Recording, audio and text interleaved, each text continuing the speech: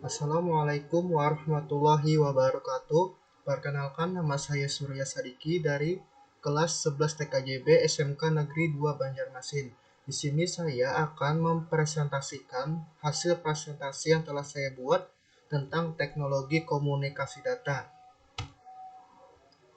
Pertama kita masuk ke sejarah Radio over Internet Protocol atau ROIP.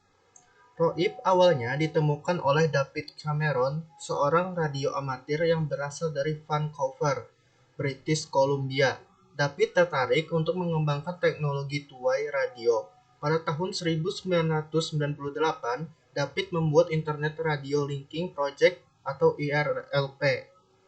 Teknologi ini diyakinkan menciptakan kemudahan, sifatnya ekonomis dan dapat diandalkan membantu para radio amatir seluruh dunia.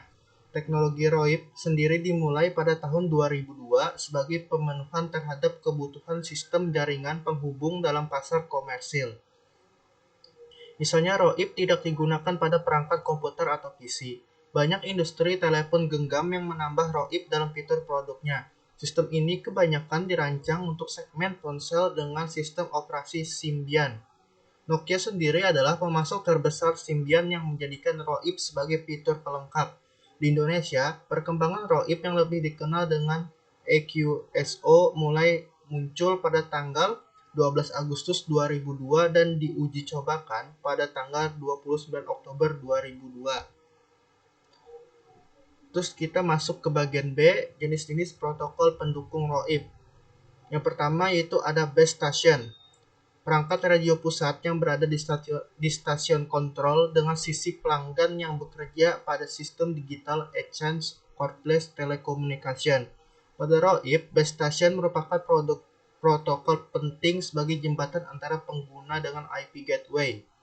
Kedua ada IP gateway, perangkat yang dapat mengkonversi data ke dalam protokol internet, mengacu pada suara diubah menjadi IP atau perangkat yang mengkonversi suara digital ke dalam paket IP.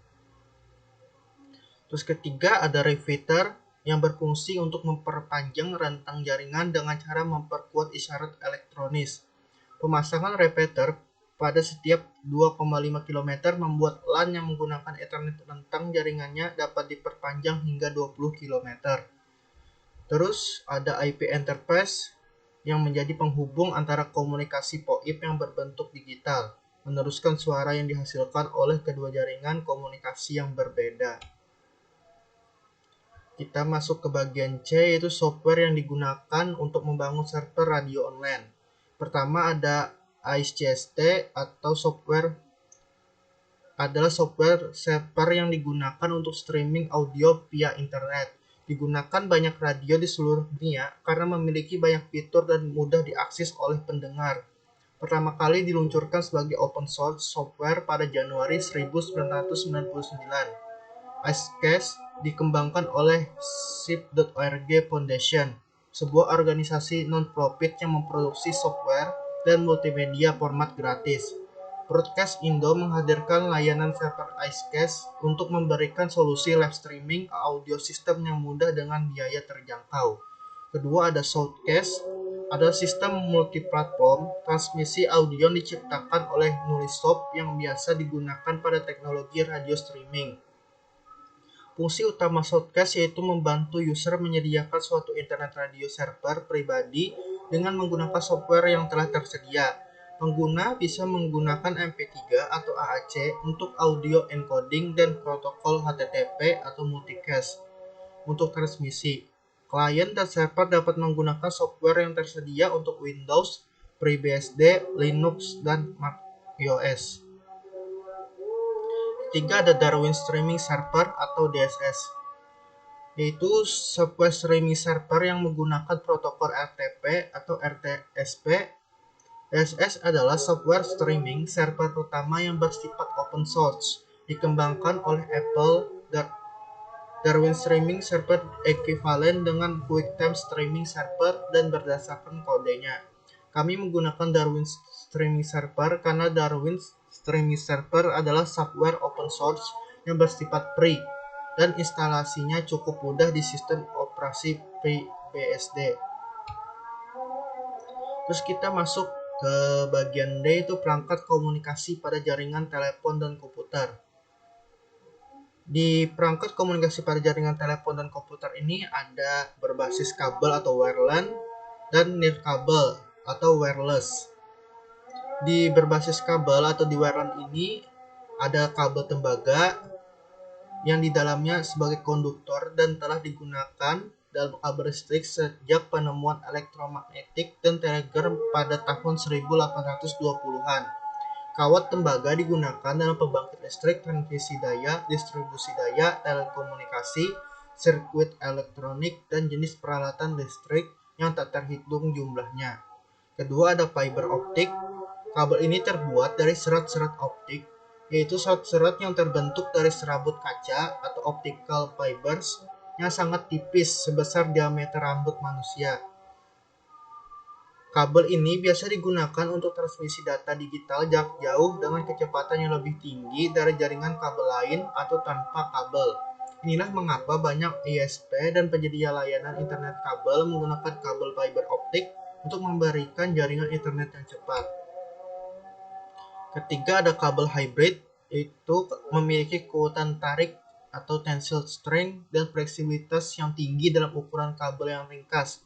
Kabel ini juga menyediakan kinerja fisik dan transmisi optik yang sangat baik. Kabel hybrid ini dibagi menjadi dua, yaitu kabel hybrid 1 RRU dan kabel hybrid 3 RRU. Sini kedua ada nirkabel atau wireless, yaitu pertama ada Base Transceiver Station atau BTS, adalah sebuah infrastruktur telekomunikasi yang memfasilitasi komunikasi nirkabel antara peranti komunikasi dan jaringan operator. Peranti komunikasi penerima sinyal BTS bisa telepon seluler, jaringan nirkabel, sementara operator jaringan yaitu GSM, CDMA, atau platform TDMA. Kedua ada Base Station Controller atau BSC, ialah perangkat yang mengontrol kerja BTS yang secara hierarki berada di bawahnya. BSC merupakan interface yang menghubungkan antara BTS dan MSC. Base Station Controller atau BSC ini dapat berupa CBSC. CBSC yang terhubung dengan Operation and Maintenance Center Radio (OMCR) merupakan interface ke jaringan termasuk juga ke semua cell site dalam area layanannya. Ketiga ada Mobile Switching Center atau MSC, ialah switch yang dirancang secara khusus untuk komunikasi mobile. Switch dalam komunikasi pada dasarnya merupakan komputer-komputer yang mengelola dan mengontrol sirkuit. MSC menentukan dan mengkoordinasikan panggilan dari Public Switch Telephone Network ke BSC dan akhirnya ke handset pengguna. PSTN adalah jaringan telepon kabel yang dilengkapi dengan telekomunikasi kabel interlokal dan lokal. Terus ada Short Message Service Center atau SMSC, adalah komunikasi perangkat keras dan perangkat lunak yang bertanggung jawab memperkuat, menyimpan, dan meneruskan pesan yang pendek antara SMS dan piranti bergerak. SMSC berfungsi menerima SMS yang dikirim, menyimpannya untuk sementara, dan memforward mengirimkan SMS tersebut ke mobile subscriber atau SME. SMSC juga berfungsi menyampaikan pesan SMS antara mobile station atau HP dan juga melakukan fungsi store and forwarding SMS jika nomor penerima sedang tidak dapat menerima pesanan. Oke, begitu saja presentasi dari saya. Terima kasih. Wassalamualaikum warahmatullahi wabarakatuh.